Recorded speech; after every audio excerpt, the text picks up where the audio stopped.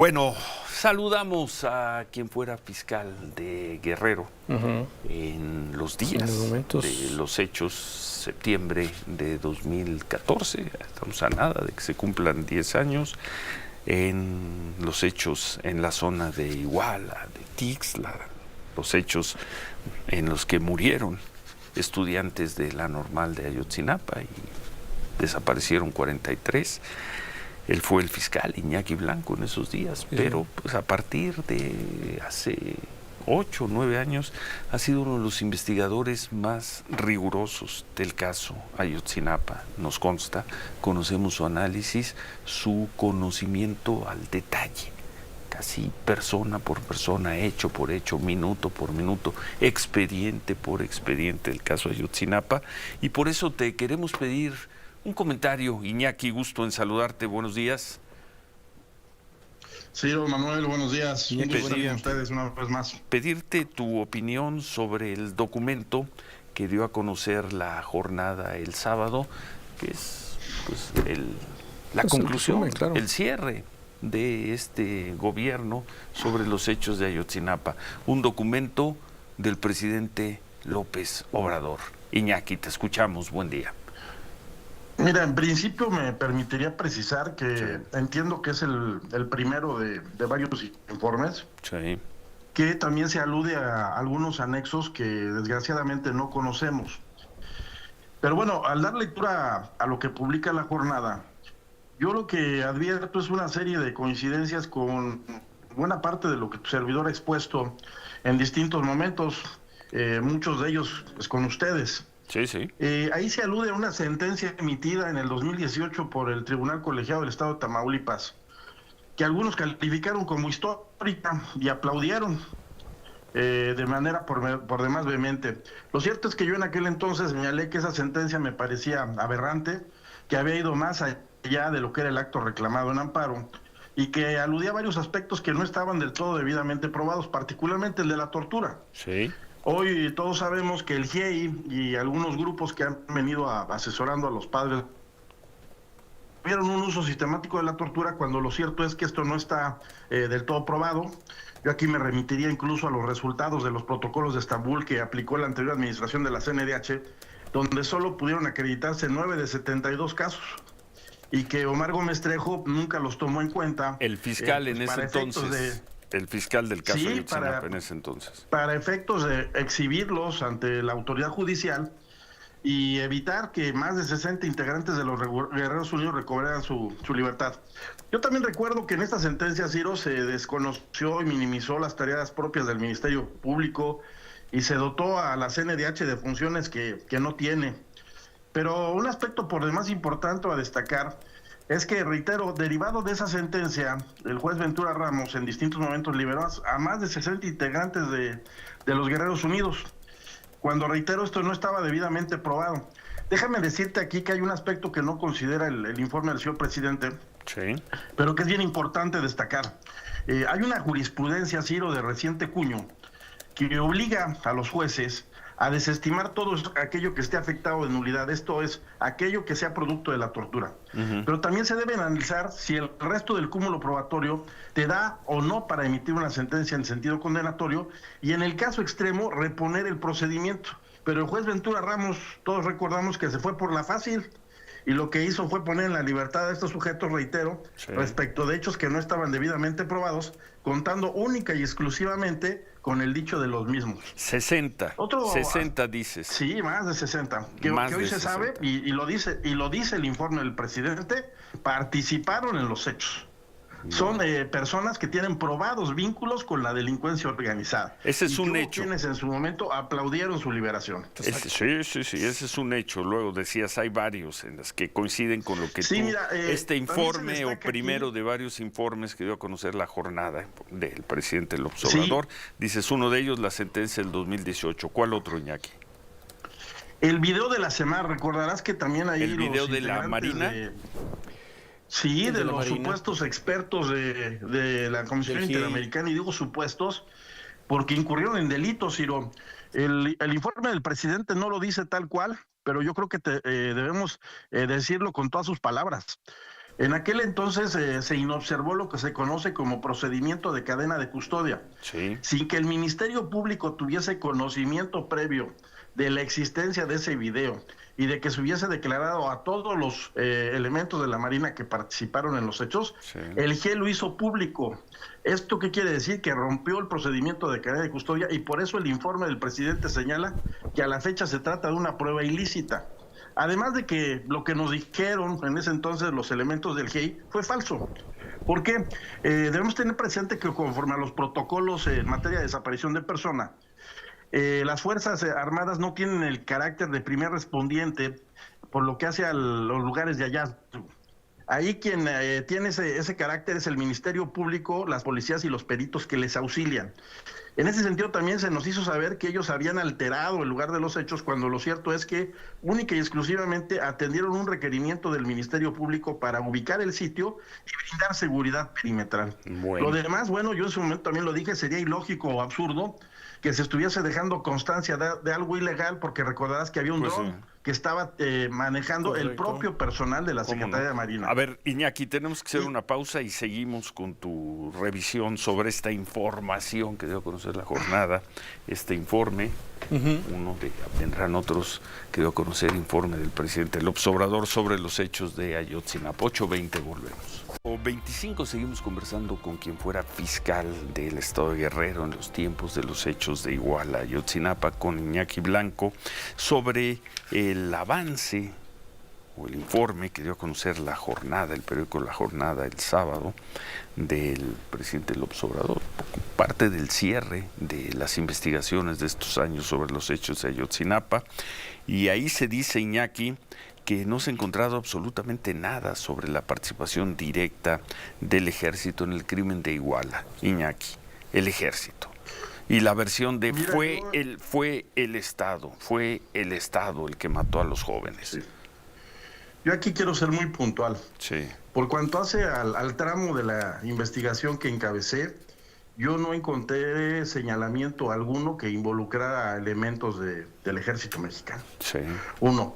2, conforme a lo que ha trascendido, lo que sabemos es que pudiesen existir responsabilidades por omisión, por no haber hecho nada o haber llevado a cabo acción alguna para evitar que ocurriera lo que estaba sucediendo. Que son los procesados, son los soldados que están, soldados y 2 generales bajo proceso. Pero lo que está diciendo el presidente, quiero hasta donde entendí, Iñaki, con esta lectura es, pudieron haber sido ellos, pero no fue el mando del ejército, no hubo una participación del ejército como institución. Pues es correcto, pero todavía 10 años de distancia hay personas que siguen diciendo que el ejército sí participó de manera activa. Como corporación. Pero a 10 años de distancia, Ciro, no se han aportado datos de prueba que de manera fehaciente e indubitable permitan establecer esa participación del ejército. Hoy lo que tenemos es eso, lo que hay, responsabilidades a título personal, a título individual, más no institucional. Bueno. Te repito, por lo que hace al tramo que a mí me tocó encabezar, yo no encontré un solo señalamiento contra elementos del ejército. Quiero destacar que en aquel entonces, esto es las declaraciones primigenias de los estudiantes normalistas que decidieron colaborar con el Ministerio Público, estaban dirigidas a otro tipo de autoridades, particularmente a las policías municipales, y que ya después, bueno, se supo del involucramiento de la Policía Estatal, de la Policía Ministerial, del propio Estado, de la Policía Federal, pero repito, son responsabilidades a título individual y no de la corporación o de la institución en sí. Bueno, ¿cuál sería tu conclusión de este primer informe que se conoció el sábado? ¿Qué concluyes, Iñaki? A mí me parece que todavía faltan varios aspectos por esclarecer. Es importante que se sepa a ciencia cierta cómo fue que se llegó a la carnicería, donde, como todos hoy sabemos, se encontraron restos que permitieron la identificación de uno de los normalistas. Me parece también importante que se determine bien a bien cuál es el grado de responsabilidad de cada persona o de cada autoridad. Cuando se habla también de la responsabilidad de Omar Gómez Trejo, porque se alude también en el informe a su renuncia, pues no se nos dice que no aportó pruebas en carácter superveniente, que no consignó por otros delitos a integrantes de los de Guerreros Unidos, evitando con esto que recobraran su libertad, y que no obtuvo o exhibió en tiempo y forma los protocolos de Estambul. Yo creo que eso también tendría que dar lugar a responsabilidades de Omar Gómez Trejo, del personal que lo asistía, y desde luego de los integrantes del GIEI, porque no olvidemos que todo esto ellos lo consintieron, lo toleraron o inobservaron. Y finalmente, bueno, está ahí el dato este de los 114 restos que al parecer ya fueron analizados. No sé yo por qué no fueron enviados a Innsbruck en términos de lo que dispone la recomendación de la anterior administración de la CNDH, pero sí sería importante conocer a detalle cuál fue ese resultado y si no existen otros elementos, otros restos, tal y como lo señala la CNDH en su recomendación, que pudiesen ser útiles para confrontas de ADN y lograr identificar a algunos otros normalistas. Hoy creo que pues el principal pendiente ahí está. Entiendo que se está trabajando en ello, que es establecer bien a bien, de manera fehaciente e indubitable, cuál fue el destino de todos y cada uno de los normalistas. Pues le seguimos con el tema, ojalá podamos seguir conversando contigo. Viene, pues supongo que en agosto y especialmente en septiembre habrá mucha más información. 10 años de Ayotzinapa, final del gobierno del presidente López Obrador. Ojalá podamos, nos acompañes en esta revisión, Iñaki. Siempre a sus órdenes, un gusto estar con ustedes. Fuerte abrazo, buen día. Gracias, buen día. Buen día, Iñaki. Iñaki Blanco. Qué primera observación, Miriam, primera revisión. ¿Qué te dice este documento dado a conocer el sábado? Pues, buenos días, sí, buenos días. A grandes rasgos me quedan muchas dudas. El presidente en este informe, en esta carta a los padres, habla sobre las responsabilidades de las autoridades que tuvieron a su cargo la investigación y de la llamada verdad histórica. Habla de la responsabilidad del GIEI y de Omar Gómez Trejo, el fiscal. Pero me llama la atención. El primero de dos fiscales que hubo este gobierno. Exactamente. Pero me llama la atención que él descalifica su propia investigación.